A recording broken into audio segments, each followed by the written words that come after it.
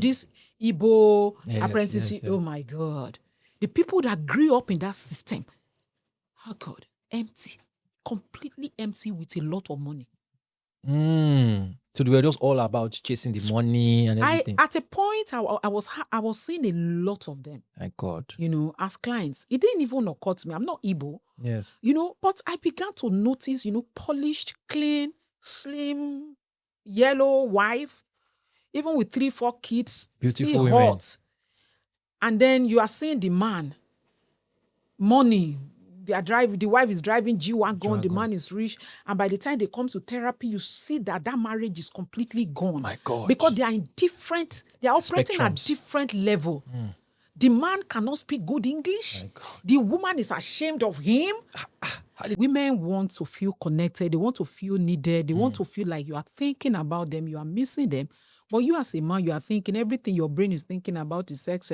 So it just doesn't work that way. So for a lot of women, they feel like what you are opening, I should open and you put it. My dildo is doing it for me. But dildo does not give emotional connection. Is a man giving? Is a man giving? The man is not giving. They think everything is about money. Oh God, you see, we have money problem. Actually, Yes, we have money problem because, you see, as a man, you were raised to be a provider. That's our problem. You don't know differently. So everything they keep putting in your mind, you have to take care of your wife. You have to take care. You see, the way we are conditioned, the way I like to explain it is, it's a drive. I mean, I know that you tech people, you understand that. So that drive, whatever you install there is not automatic. You don't go into your drive, I want to bring something out, and you bring out what you didn't put there. So what were imputed in your drive, in a lot of cases, were imputed by religion, imputed by culture, imputed by environment, trauma. Your parent, especially parenting, your parents are clueless. I don't even understand what parenting is, does not understand stages of development. That's even another thing. Brain, people have studied the brain. Yes. They understood that, there are stages of development in children. Yes. And there are things that your capacity can carry, and there are things that your capacity cannot carry. That is how the brain develops in a healthy way. Yes. So from age 0 to 1, 1 to 3, 3 to 7. So they broke it down to ages. So these are the things you should be able to do. Yes. These are the things you should not be able to do in, say, emotional sphere. So there are like 8 of them: emotional, physical, social, intellectual, sexual, spiritual, as a Nigerian, add spiritual to it, financial. So there are like 8 of them. Yes. Now, so there are things you're supposed to be able to do, and things you are not, your capacity cannot do it. Now, what we do in Nigeria, the way we are raised, which is what we call resilient, what your brain cannot carry is what they will make you to do. Now, the one your brain needs to develop rightly, they will say you cannot do it. So at the stage where you are learning to trust, you are learning to build trust, you are learning to build emotional connection, they don't allow you to talk.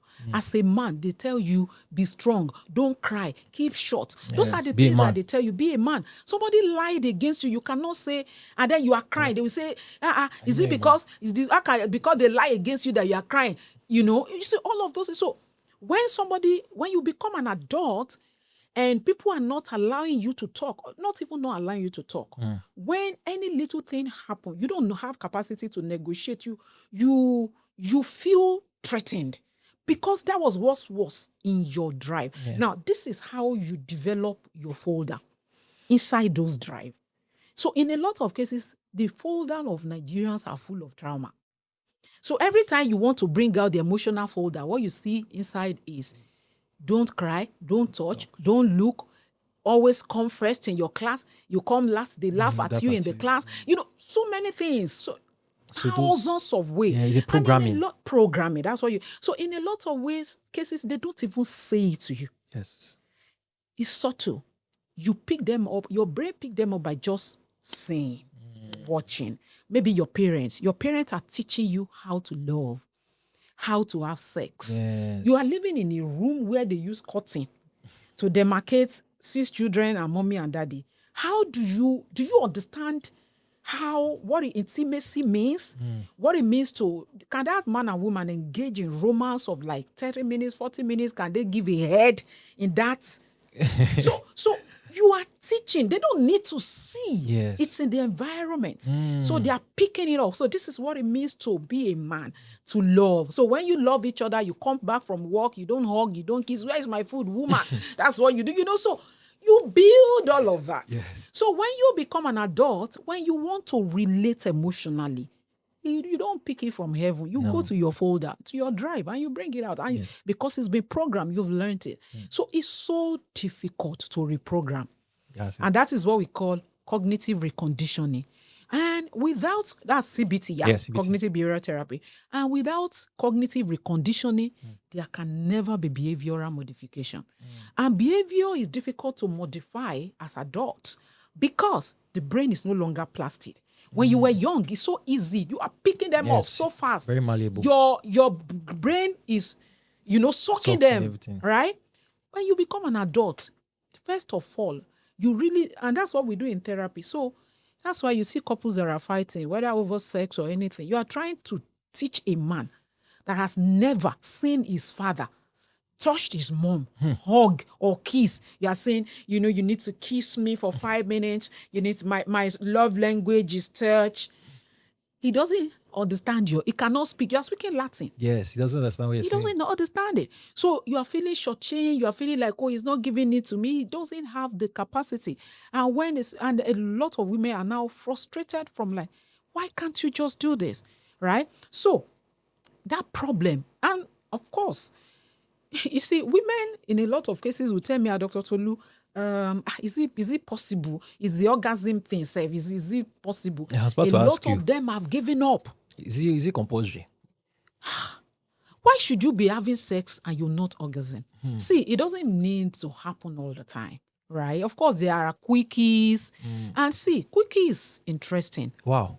When your sexual energy is already strong.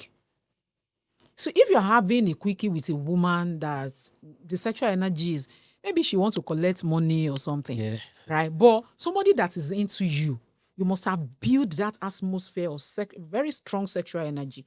And then the person is even not seeing you, hearing your voice, and is getting wet. Wow. I mean, that is it very possible. Oh my God. Just hearing your voice, the person gets wet. You don't get there by not touching, not holding, and being masculine. Masculinity is actually beautiful, but healthy one.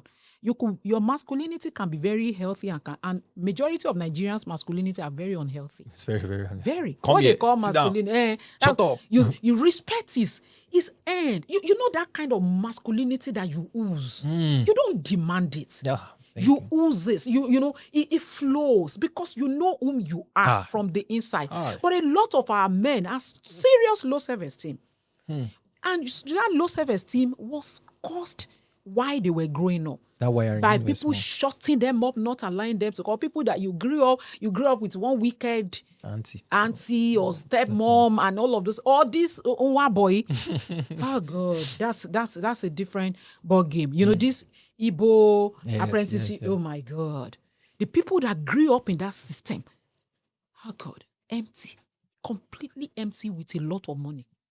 So they were just all about chasing the money and everything. At a point, I was seeing a lot of them. My God. As clients. It didn't even occur to me. I'm not Igbo. Yes. But I began to notice, polished, clean, slim, yellow wife, even with 3-4 kids, beautiful still women. Hot. And then you are seeing the man, money. The wife is driving G-Wagon, the man is rich. And by the time they come to therapy, you see that marriage is completely gone. My God. Because they are operating at different level. The man cannot speak good English. The woman is ashamed of him. How did they not get married? You see? They get married at 19, 18, and then he's the one that saw her through school. And then now she finished school and her eyes are open and saying, I deserve better. And then he's looking at the man like this. And the man actually is looking at himself like this as well. Yes, anyway. Low self-esteem. Yeah. So all the money. And this didn't just happen. One day you grew up. Do you know what it means for you to be sleeping in the kitchen? because you are serving a man. I mean, it happens a lot. Or you are sleeping in the shop. And then you wake up in the morning, you are sweeping the shop, and you see the children, your age mates of your oga, that they are entering SUV with socks, and they are going to school, and you are sweeping the floor because you want to be rich. Wow, boy. You want to take care of children you didn't give birth to. Like they say, oh, you are giving birth to 5, 6, 7, 8 children, and you are telling the first one, you are going to be the one to take care of your young ones. So, like for rich, a child should be taking care of children. No. So you see all of that. So that enters into the bedroom. When your ego is zero, erection is very egoistic. Yes. So your ego is zero. When you come to the bedroom and the woman just say, why don't you do it like this? Your erection will just disappear. Go down because you are feeling intimidated. Because you're already empty. But if you are, man. you are masculine, your masculinity is healthy. You're like, Decent. oh babe, okay, let's talk about it. How do you want it? And then you guys can share, and then you're not feeling intimidated, you're not feeling like used or maybe talked down on or something. But the reason why you are feeling like that, you think is your wife. It's not your wife. She's not the cause of your problem. And a lot of women that want to fix that became very, they grew in resentment. Yes. Because they are trying to fix their husband. So they hustle, they try to change him and then the more they try, the more they shrink themselves till they get to a point where they now resent the man completely. How do you make love to somebody you are resenting? It's impossible. Dr. Tolu the fixer. Yeah.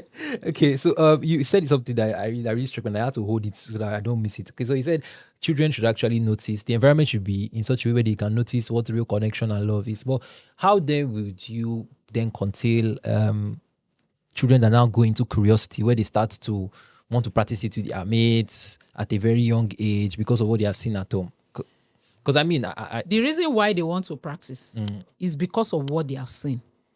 Because it's not because, see, when I said, I'm not saying, okay, so don't miss it. Yes. I'm not saying practically show them how to give a head or show them, no, that's not the point. Show them what it means. You see, because, I mean, you can't even do that. Like the description I gave, where you have cutting, you can't do that. So even if you guys are going to have sex, it has to be kurukere, that kind of sex. So, but the kind of love that I'm talking about, that you should show them, is what it means to wake up in the morning, and then you look beside you, you see your wife, or even your husband, then you peck the forehead, and maybe the person is sleeping, the person is not hearing you. It flows from the inside like, oh God, I'm so blessed to have this beautiful woman by my side. And then you peck her genuinely, because that's who you are. Yes. And then you go out, and then you come out, and when she wakes up, you guys hug each other. Good morning, babe. Did you sleep well? And then you hold each other, you talk. Maybe you pray together. Not the only thing we do here as couple is pray together. Your mind is not together, you are praying. I don't know. The prayer is not a prayer of unity. Yes. So so the way you relate, the way you touch, the way you talk, the gestures that you give, the way you look, the words that you are saying, those are the things that I'm talking about. Now, if you give the right education, the child will not be curious. So when I was talking about cutting, I'm not saying that you should show them. Sex education, we actually need sex education. It's not teaching children how to make love. Far from it. They are not the same thing. You need to show them what emotional connection means. Sex is first connection before. What it means to be healthily connected. What it means to be in love with somebody. Healthy kind of love. Those are the things you show children, not the practical aspects. When you show them, when you raise a child that is emotionally intelligent, emotionally stable, intellectually capable, socially in charge, that's not the kind of child that everybody is saying, oh yeah, come and see, let me show you. She doesn't need to know what is there. She knows that, okay, maybe when I'm 18, I want to see, right? But now I don't want to see, and you cannot force her. Yes. That is because she's coming from a place where she can express, she can listen, she can share, and she can see the way they attract, the way they love each other, and then she can learn from it. And she can easily walk to mommy, oh, mommy, what does it mean to have sex? What does it mean to, and then you guys can, not in Nigeria, if you have said, who is teaching you, you get pregnant. But that's what we still teach. Many of us, they shut us up because when we're young, they close our eyes, they don't want us to know, they beat us. You see all those closing of eyes is what is even making you to be more curious. But okay, this thing when you're out, what is going on there? What does it mean? Yes. My daughter, you saw her? Yes, I saw her. There's nothing we don't talk about. I was about to ask you, at what age do we not teach them about? So there are ages. So there are, in sex education, there are it's like a class of its own, like a serious education you have to go through. There are like a table of what at all of these stages that I mentioned, 0 to 1, 1 to 3, 3 to 7, there are things that a child should know sexually. Like when I'm talking about those spheres, also sexual sphere is there. So what should they know? What should they not know? So all of those stages is something that you really, really need to learn and understand. I still taught it in my sex therapy class last Saturday, and I told them that they need to come up with like a training for parents on sex education. What are the things you should teach children regarding sex at what age? So it's not where do you touch, how do you touch? Those are skills. Sexology or sex therapy requires there is the anatomy side, which is the medical side. There is a psychological side of sexology. There's the relational side. And then there is the skill. Yes. The skill is not business of children and teenagers.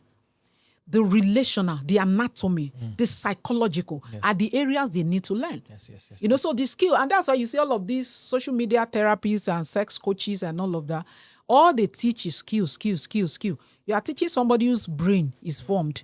Skills. You are teaching somebody that believe that if he goes down on a woman, then we have they say they have throat cancer, mouth sores, infection. A lot of lies.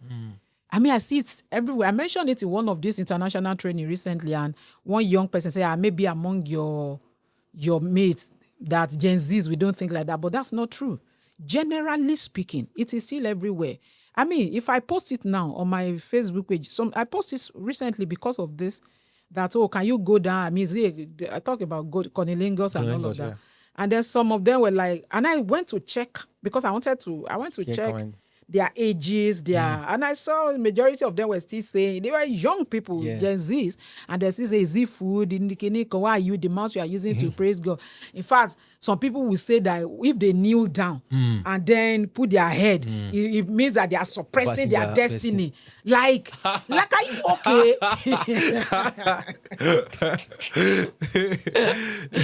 Oh my God. Yeah. So when you have all of this, so when we are talking about sex education, it's not skills. It's basic understanding of the anatomy of the psychological and relational aspect. Somebody tells you, I like you, oh, you are beautiful. You don't get carried away because you had it enough. You didn't grow up in a place where nobody validated, like our men. You were not validated when you were growing up. It's terrible, man. So when you become an adult and then they are showing you small love, and then you are just so carried away. Yeah, so many things. I have plenty of questions to ask you. Jesus. Okay, so is there any limit? Is there a limit in sex in terms of what your partner wants? Some partners want that cunnilingus. Do you do anything your partner wants you to do? So this is the way I like to answer that question. Yeah. Sex is deep. Very, very. And the practices, sexual practices are just so many. And curiosity, keep increasing. People keep wanting more dangerous sex, different kind. People want to see blood. So people want to see poo-poo, whatever. Some cannot come unless maybe they see feces and all of that. Of course. In fact, there's a name for it. Dr. Is this like something you know, or be just... in one of my sexology classes, yes, there's a name for it. There's actually a name for it. It just skipped me. So, and they don't look, so in sex training, yes, they don't look at it the way you are looking at it like this. It's a preference.